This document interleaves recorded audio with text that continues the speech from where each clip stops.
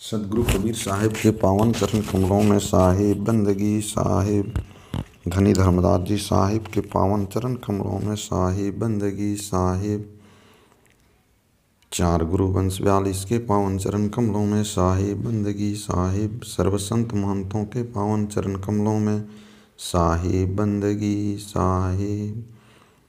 पिछले वीडियो में मैंने वंश गद्दी का सांस्कृतिक विकास के बारे में पंत श्री गृंदमुनि नाम साहब के द्वारा उल्लेखित कुछ बातों को आपके समक्ष रखा था और कहा था कि सदगुरु कबीर साहब द्वारा प्रणीत वंश गद्दी और उसके अनुयायियों में चौका आरती का एक विशेष विधान है, जिसकी चर्चा मैं इस वीडियो में करूँगा।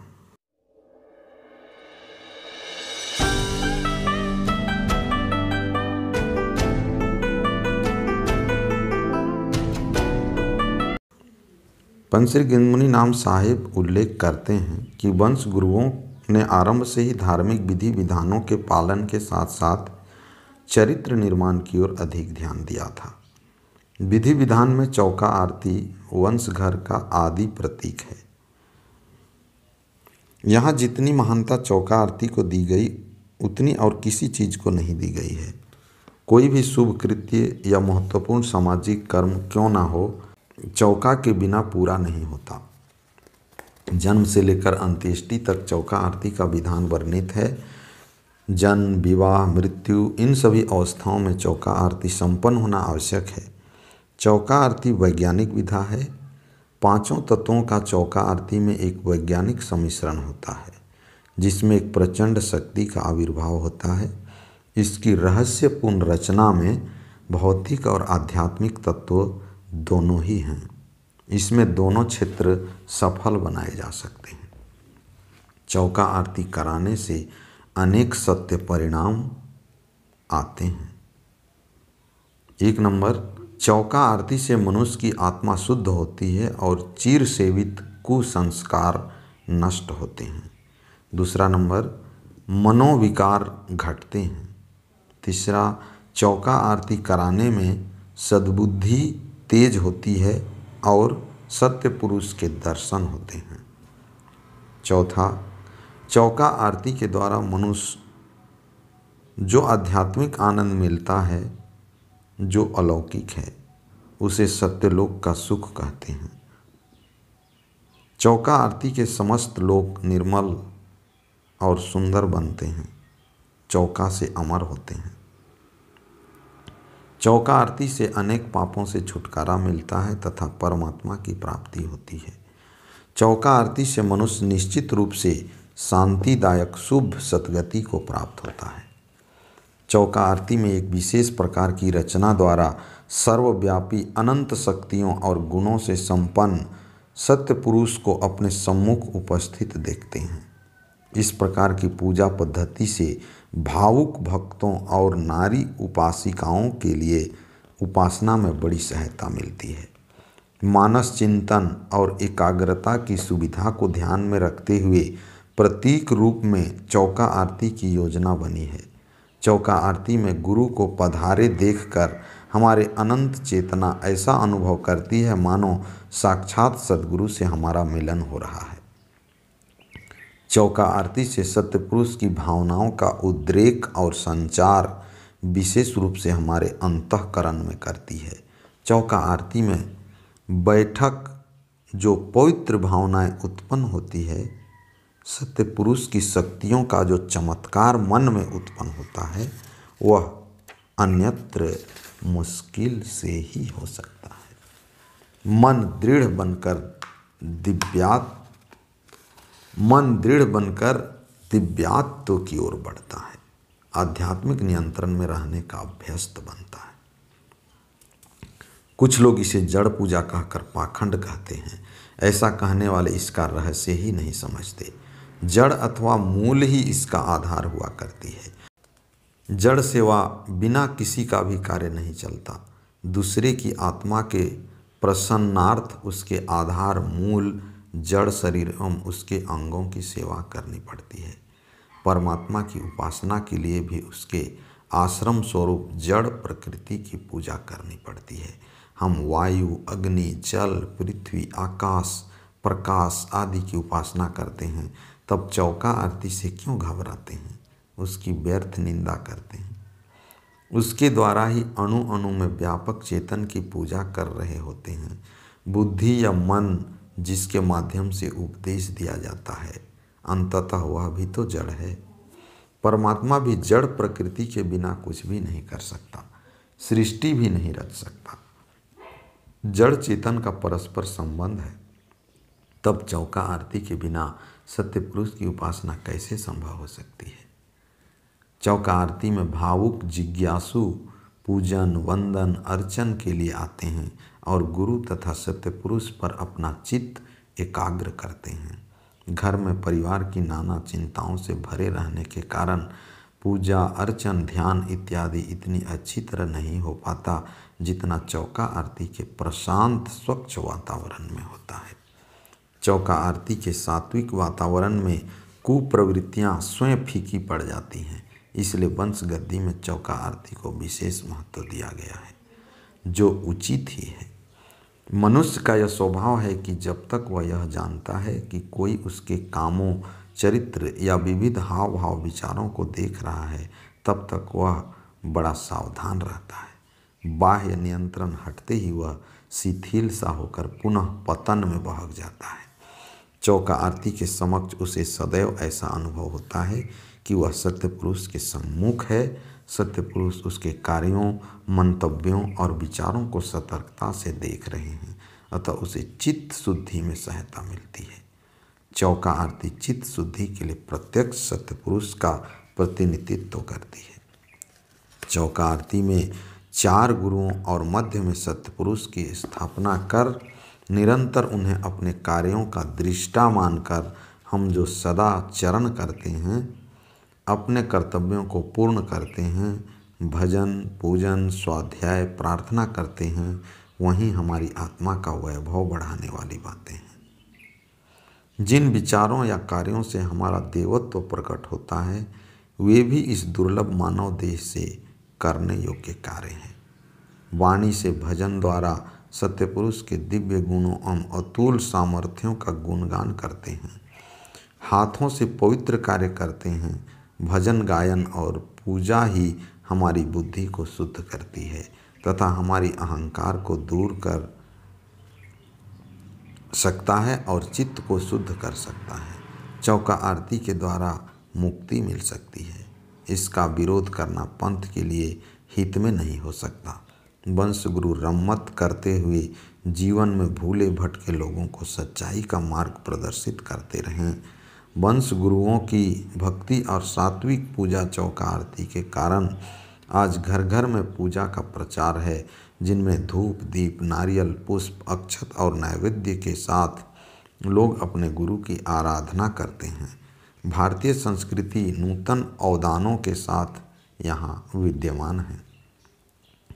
वंश गुरुओं के सामने एकमात्र सत्य पुरुष पर दृढ़ विश्वास, सबके प्रति समानता का भाव, सादा रहन सहन तथा परिस्थिति के प्रतिकूल होने पर भी उससे पराजित न होकर उसके अनुरूप अपना निर्माण कार्य करना, संसार में शांति पूर्वक रहते हुए एक आदर्श जीवन यापन करना उनका उद्देश्य था। वंश घर के आध्यात्मिक सत्यों के मनोरम पुष्पों का सुंदर पुष्प गुच्छ सदियों तक तरोताजा बनी हुई है। वंश गुरु ना तो निरर्थक समय गंवाने वाले वाद विवादी हैं और न गद्दी पसंद आराम तलब गुरु हैं। वे जनता के बीच सक्रिय रूप से कार्य करते हैं, जिसे रम्मत कहा जाता है। कठिन परिश्रम के द्वारा अपनी जीविका अर्जित करते हैं। धार्मिक जीवन का अर्थ आलस्य में समय गंवाना नहीं है, बल्कि प्रत्येक भक्त को स्वतः परिश्रम करके स्वयं अपनी रोटी कमानी चाहिए और दूसरों की सहायता करनी चाहिए। मनुष्य को सरल जीवन व्यतीत करना और धन संपदा एकत्र करने के मोह में नहीं पड़ना चाहिए। उन लोगों के चरण स्पर्श करने की जरूरत नहीं जो अपने को कहते हैं तो गुरु हैं, लेकिन पेट पूजा के नाम पर भीख मांगते हैं। उन लोगों ने ही जो अपने परिश्रम से अपनी जीविका चलाते हैं और दूसरों के साथ अपने श्रम के फलों को मिल बांट कर खाते हैं, सच्चा मार्ग पा लिया है। वंश गुरुओं के कुछ मूलभूत सिद्धांत ऐसे हैं जो समग्र रूप से जन समूह पर लागू होते हैं। पहला, धार्मिक विचारों के बावजूद जनता की एकता को स्वीकार करना। दूसरा, ईश्वर के सामने सबकी समानता। तीसरा, जाति प्रथा का विरोध। चौथा, यह विश्वास कि मनुष्य और परमात्मा के बीच तादात्म्य प्रत्येक मनुष्य के सद्गुणों पर निर्भर करता है, न कि उसकी ऊंची जाति अथवा धन संपत्ति पर। पांचवा, इस विचार पर जोर कि भक्ति ही आराधना का उच्चतम स्वरूप है। और अंत में कर्मकांडों, मूर्ति पूजा, तीर्थाटनों और अपने को ही दी जाने वाली मंत्रणाओं की निंदा। धर्मनी आमीन मनुष्य की सत्ता को सर्वश्रेष्ठ मानते हैं और सभी वर्गगत एवं जातिगत भेदभावों तथा धर्म के नाम पर किए जाने वाले सामाजिक उत्पीड़न का विरोध करते थे। इनके वंशजों ने विभिन्न जाति और संप्रदाय के लोगों को प्रेम और मातृत्व की माला में गूंथने का सफल प्रयास किया। वंश गुरुओं ने कई प्रथाओं को सुधार कर हमारे जीवन में अधिक शुद्धता, सत्यता एवं सुव्यवस्था को लाने का पूर्णतः प्रयास किया। वंश गुरुओं ने अपनी सभी कार्य साधारण समाज में रहकर और साधारण लोक भाषा के ही माध्यम से किया, जो स्वयं भी उनके एक बहुत बड़ी देन है। सांस्कृतिक समन्वय के इतिहास के धर्मदास जी साहब और आमीन माता का चरम महत्व यह है कि वंश घर के ग्रंथों में भक्ति, ज्ञान, योग, कर्म का सुंदर एकाकार कर दिया है। इसके साथ ही वंश घर के साहित्य में भावुकता की तरंग अधिकतर धर्मदास जी साहब और आमीन माता के भावुक होने के कारण बढ़ी। इसके साथ ही अहिंसा, सहिष्णुता और वैराग्य भावना धर्मदास जी साहब और आमीन माता के उदार चरित्र के कारण आई। इन्होंने भक्ति और सुकर्म के स्वर से सारे समाज को पूर्ण कर दिया।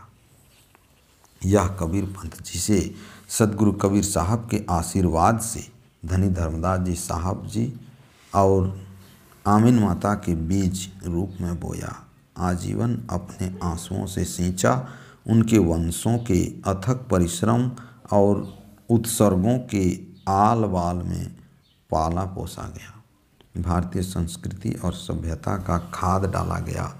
निश्चित ही एक दिन विशाल वृक्ष होकर भारतीय उद्यान को अधिक सुंदर बनाएगा तथा राहियों को शांति और शीतलता प्रदान करेगा। इस वृक्ष पर खिलने वाले पुष्पों से सारा विश्व महक उठेगा। इसमें आत्महित और विश्व कल्याण का स्वर निरंतर गूंजता रहेगा।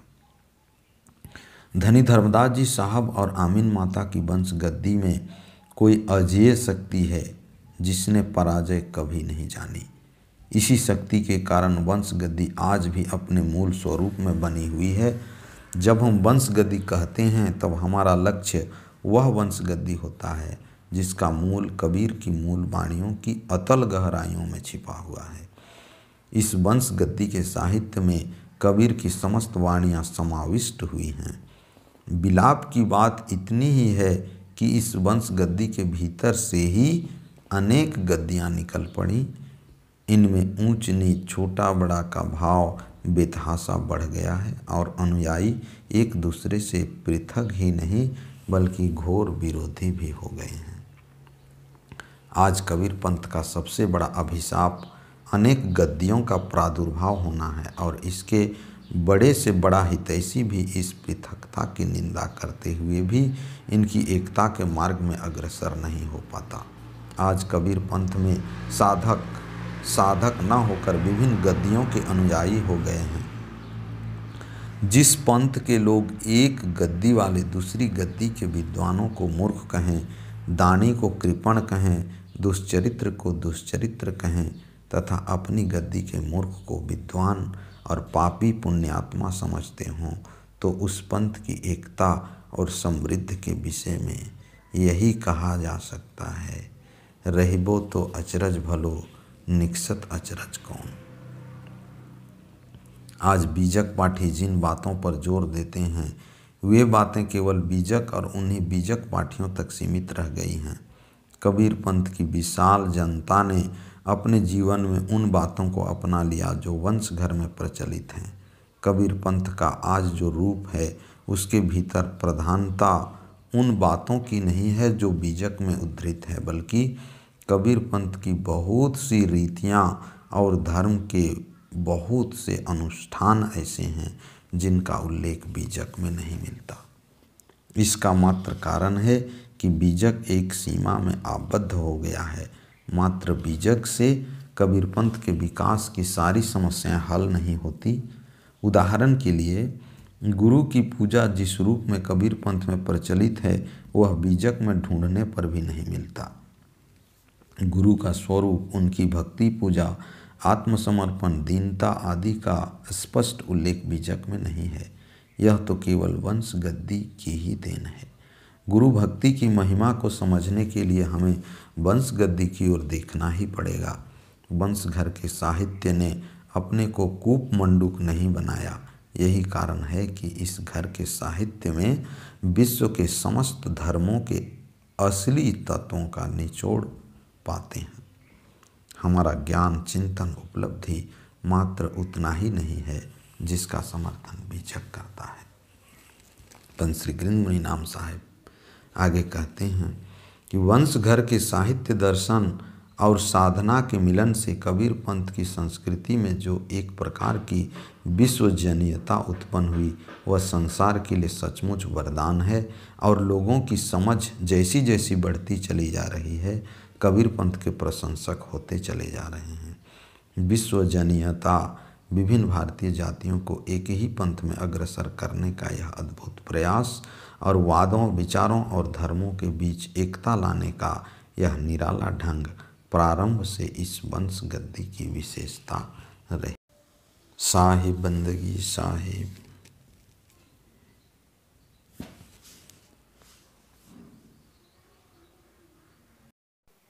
वंश गद्दी के सांस्कृतिक विकास का शेष भाग मैं अगले वीडियो में लाऊंगा। यदि आपने प्रथम भाग को नहीं देखा है तो इसके डिस्क्रिप्शन में मैं लिंक दे दूंगा, आप वहां से उस वीडियो को देख सकते हैं। मैं इसी तरह के सदगुरु कबीर साहब के वाणी वचनों का गुणानुवाद और क्षेत्र में हो रहे सत्संग, भजन, प्रवचन और चौका आरती का कवरेज आपके समक्ष लाते रहता हूं। इसलिए आपसे निवेदन है, कृपया इस चैनल को सब्सक्राइब कर लीजिए और बेल आइकन को ज़रूर प्रेस करिए ताकि अगले वीडियो का नोटिफिकेशन आपको सबसे पहले मिले। अंत तक वीडियो देखने के लिए आपको बहुत बहुत धन्यवाद। साहिब बंदगी साहिब।